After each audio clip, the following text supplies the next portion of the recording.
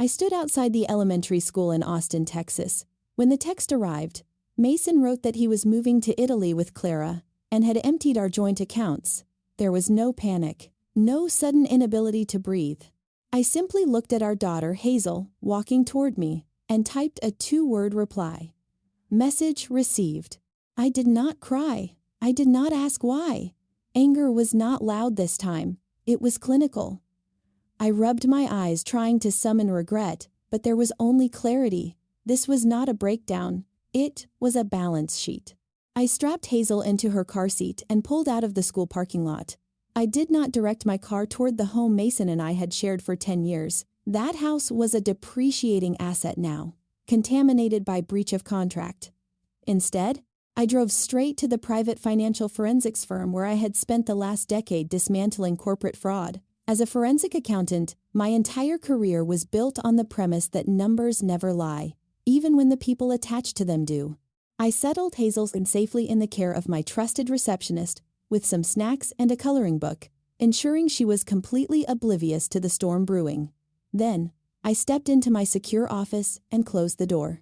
I picked up my secure phone line and made a single, cold phone call to our primary banking institution. The representative confirmed what Mason had texted. The accounts were drained. $342,000, gone in a sequence of rapid wire transfers, initiated over the last 48 hours. Love, I realized in that sterile room, had merely been a subscription, and I had been footing the bill. I had been the silent investor in his version of family, providing stability while he siphoned the capital. He expected me to shatter. He expected frantic phone calls, desperate voicemails, and hysterical pleas for an explanation. But you do not negotiate with a hostile takeover. You neutralize it. I opened my laptop and began accessing the encrypted audit files I had been building. There was no hesitation in my movements. My keystrokes were methodical and decisive. I did not feel the crushing weight of betrayal. I felt the absolute certainty of a ledger balancing itself out. My heart ached only for Hazel's future, but that grief was instantly converted into fierce, protective resolve. Mason thought he had executed the perfect exit strategy. He thought his sudden departure would leave me paralyzed by emotional devastation, giving him the head start he needed to secure his new life abroad. But he had made a critical miscalculation. He had forgotten that I was the one who managed the architecture of our existence. He had forgotten that every transaction, every password, and every hidden routing number left a digital footprint. I stared at the screen as the data populated, rows and columns of financial history unraveling his carefully constructed lies. I was completely unemotional. My heartbeat was steady, my breathing even. I was no longer a wife mourning the loss of a husband. I was an auditor initiating a full-scale asset recovery protocol. The personal relationship had been terminated, and what remained was purely a business transaction. I began compiling the initial evidence, categorizing his withdrawals and his financial infractions. The retaliation would not be messy. It would not be loud. It would be an airtight, legally binding trap, executed with the precision of a scalpel. By the time I walked back out to check on Hazel, the parameters of his destruction were already in motion. To understand Mason's fatal error, one must understand the trap of cruel normalization.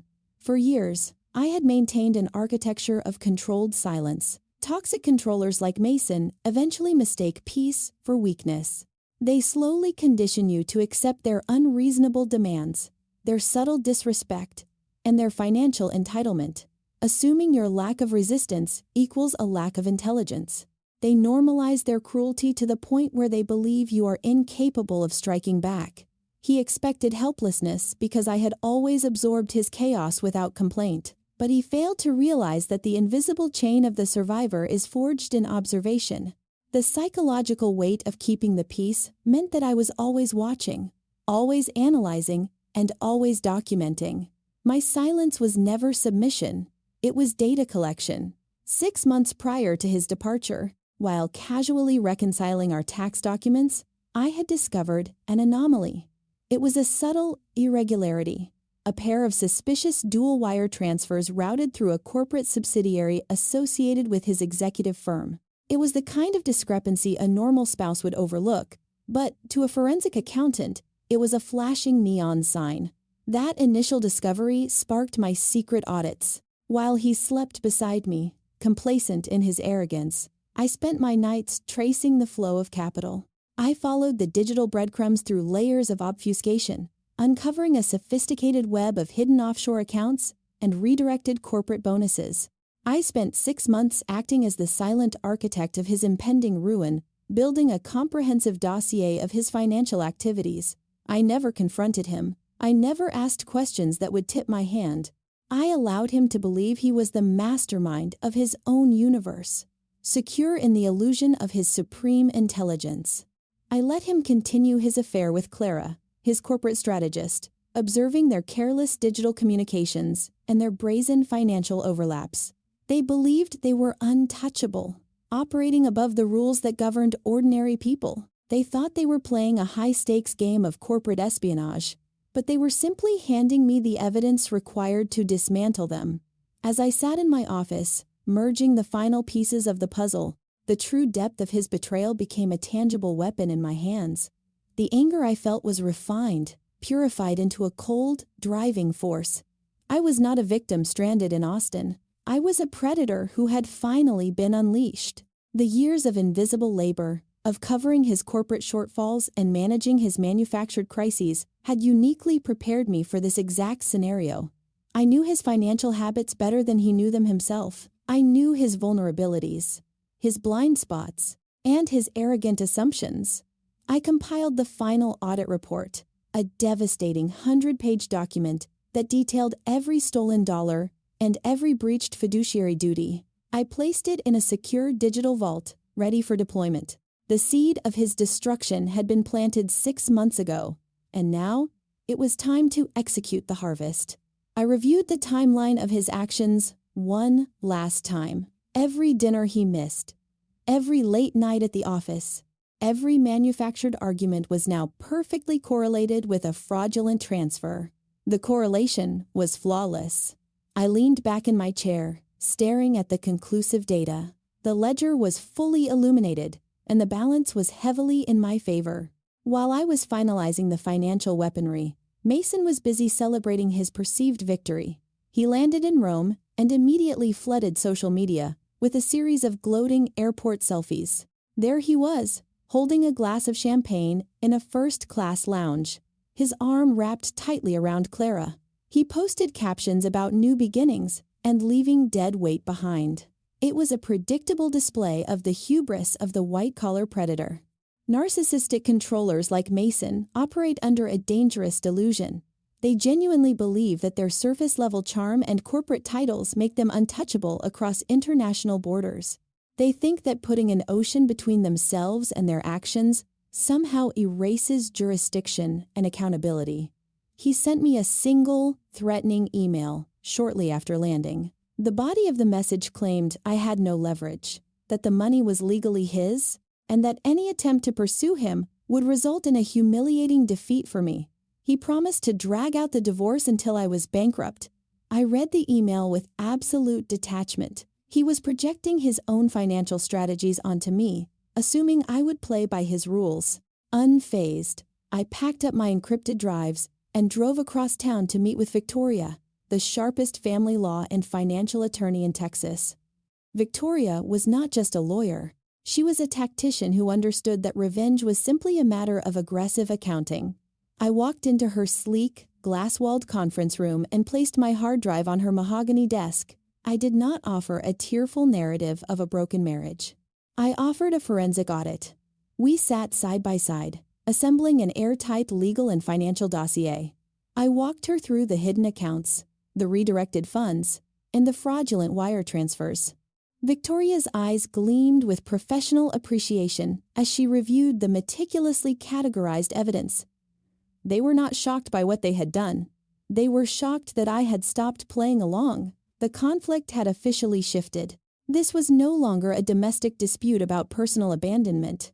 It was a calculated escalation into the realm of corporate white-collar crime. Mason had weaponized our family savings, so I was going to weaponize his entire professional existence. We spent the next 3 hours drafting the necessary injunctions and preparing the asset freeze requests. Victoria moved with the same unemotional precision that I did. We mapped out his network of accounts, identifying the specific banking institutions holding his stolen capital in Europe. Mason's arrogant social media posts, complete with geotags and timestamps, provided us with his exact location and state of mind, serving as perfect supplemental evidence of his flight risk. He was relaxing in Italy, convinced he had outsmarted the system, unaware that the system was currently being reprogrammed to obliterate him. By the time we finished, the legal armor was fully assembled, the trap was set, and the trigger was primed. The true scope of Mason's arrogance was unveiled when Victoria cross-referenced my forensic audit with his employment contracts. She looked up from her screen, her expression turning razor-sharp. She revealed that Mason had not just drained our personal savings, he had executed a massive corporate theft. The ledgers proved that the $342,000 he drained from our personal account was merely the final piece of a much larger, insidious puzzle. In that same 48-hour window, he had embezzled $2,500,000 in corporate capital from his own executive firm, co-mingling our personal savings with stolen funds to wire them overseas. This fatal mistake shifted his actions from a simple marital dispute into a major federal crime, completely removing any path of redemption for him. He was no longer just an unfaithful husband fleeing a marriage. He was a high-level fugitive, guilty of grand larceny. But the secondary twist was his ultimate undoing. Mason, for all his perceived financial brilliance, was remarkably lazy.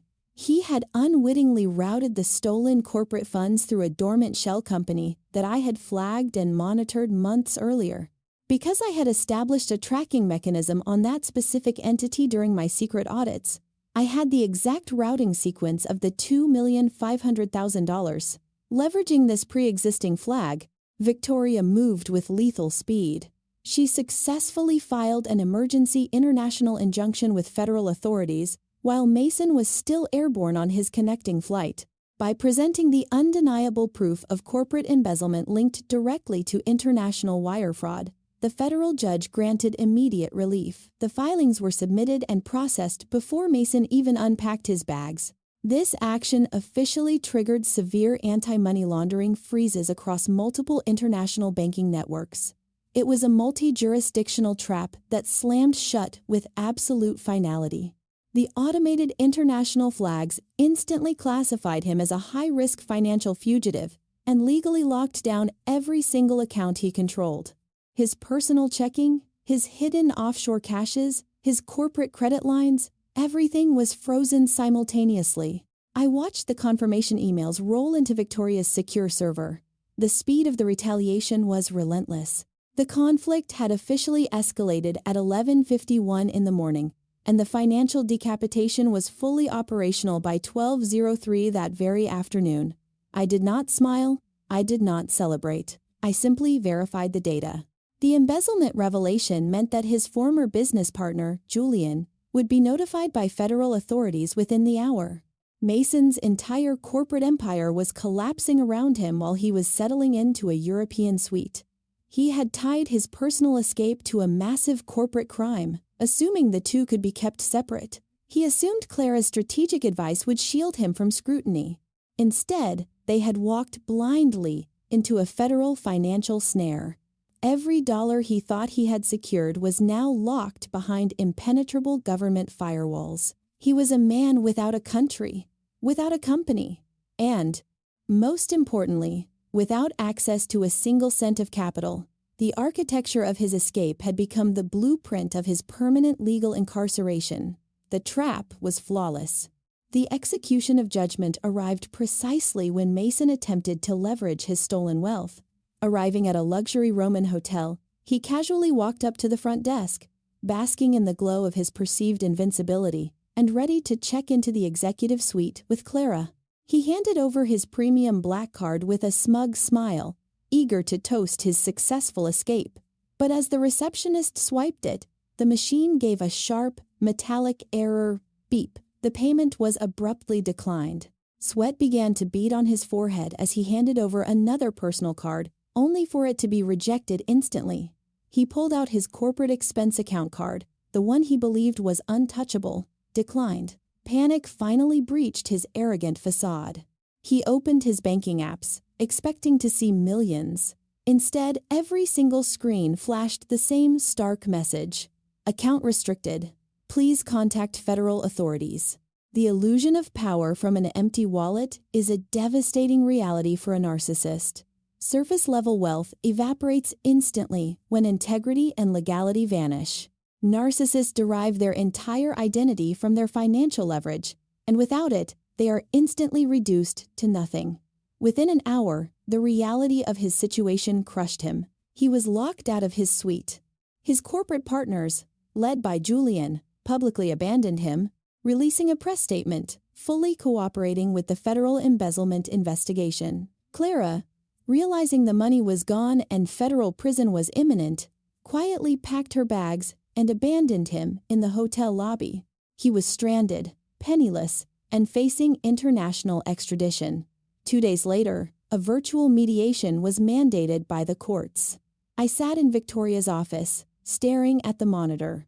Mason appeared on the screen, looking disheveled, exhausted, and utterly broken. The smug corporate executive was gone, replaced by a desperate, cornered man. He begged for mercy. He pleaded with me to lift the freezes, his voice trembling as he claimed it was all a terrible misunderstanding, that he just needed time to explain the discrepancies in the corporate ledger. He tried to invoke our years of marriage, wiping away tears and begging for a second chance to make things right for our family. I looked at him with absolute clinical finality. I did not raise my voice. I did not offer him a single ounce of the empathy he was trying to exploit. I simply held up the printed copy of his own cold text message, the cruel, decisive words he had sent me while I was picking up our daughter. Then, Victoria displayed the undeniable financial evidence of his embezzlement. There was no room for negotiation. This was not revenge, I told him, my voice devoid of any emotion. It was accounting. The balance is settled. I closed the laptop, severing the connection. The power flip was absolute. He had built his escape on stolen capital, and I had simply initiated a system reboot. There would be no mercy, no second chances, and no negotiation. He was left to face the full weight of federal prosecution entirely on his own. The ledger was closed, and his bankruptcy was permanent. The aftermath was a masterclass in controlled execution. I secured primary custody of Hazel without a single contest from Mason's non-existent legal team. With his assets frozen and his federal criminal case looming, he had no resources to fight me. I secured full protection of my personal assets, neatly severing my financial identity from his toxic wreckage. The courts mandated massive restitution, ensuring that the remnants of his liquidated properties were transferred directly into a secure trust for Hazel's future. The corporate embezzlement charges resulted in a lengthy federal sentence for Mason, effectively erasing him from the professional and personal landscape. He became a cautionary tale in corporate circles, a textbook example of arrogant greed met with forensic precision. I did not attend his sentencing. I did not follow the news coverage. I simply filed the final legal documents and moved forward. The architecture of my life was finally mine to design. Free from the invisible labor of managing a parasite, I streamlined my forensic accounting firm, taking on high-level consulting roles that respected my expertise and rewarded my precision. The income I generated was no longer siphoned off to cover manufactured shortfalls or fund secret offshore accounts. It remained exactly where it belonged. A year later, the dust had completely settled. The legal battles were distant memories, archived in Victoria's filing cabinets. Hazel and I boarded a first-class flight, utilizing the miles I had accumulated during my years of travel for work. We were taking our dream vacation to London. We arrived not as victims carrying the weight of the past, but as tourists fully embracing our freedom. We walked through Hyde Park in absolute security and peace, marveling at the grand historic architecture that had stood the test of time, much like my own resilience. There was no shadow looming over us, no anxiety about hidden debts or sudden betrayals. I walked past luxury hotels without a second glance, knowing that true wealth was not found in stolen corporate capital or premium suites. It was found in the absolute clarity of an honest life. I watched Hazel run ahead of me across the green lawns of the park, her laughter echoing freely into the crisp afternoon air. She was safe, protected by a mother who had refused to be a victim. I had dismantled a nightmare and constructed a sanctuary in its place. The cold, methodical retaliation of the past had paved the way for this vibrant, peaceful present. I had not just survived the destruction of my marriage, I had engineered a flawless rebuilding. As I stood in the gentle English sunlight, sipping a warm tea, I felt the final traces of the old life evaporate.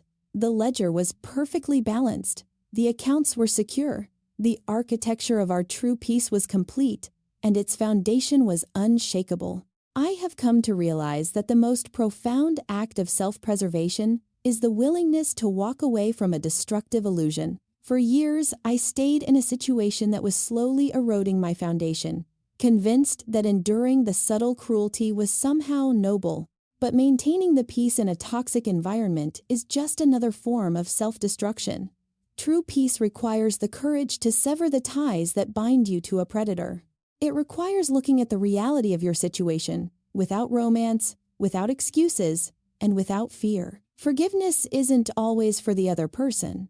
Sometimes, it is the only way to set yourself free from the psychological prison they built for you. You forgive yourself for staying, and then you use every tool at your disposal to ensure they can never hurt you again. Out of the ashes of my own experience, I established a support initiative dedicated to individuals recovering from financial abuse. We provide the legal and forensic accounting resources necessary to untangle victims from their abusers, teaching them how to trace hidden assets and reclaim their financial independence. We run comprehensive workshops on digital security and asset protection, ensuring that survivors understand exactly how to shield their independence from future predators. We show them that their kindness was weaponized against them, but their intelligence can be the very thing that sets them free. The journey from being a target to becoming an architect of your own destiny is challenging, but it is the most rewarding work you will ever do. I teach them that you do not have to scream to be heard, and you do not have to be cruel to be powerful. Precision and clarity are the ultimate weapons against chaos. We help them build a future where fear has no place, where their ledgers are their own, and where their peace is protected by unyielding boundaries. If you found value in this story of reclaiming power and building a life of peace, please leave a comment letting me know where you are listening from and what time it is for you right now. I would love to know who is part of our growing community. Don't forget to subscribe and hit the notification bell so you never miss an upload.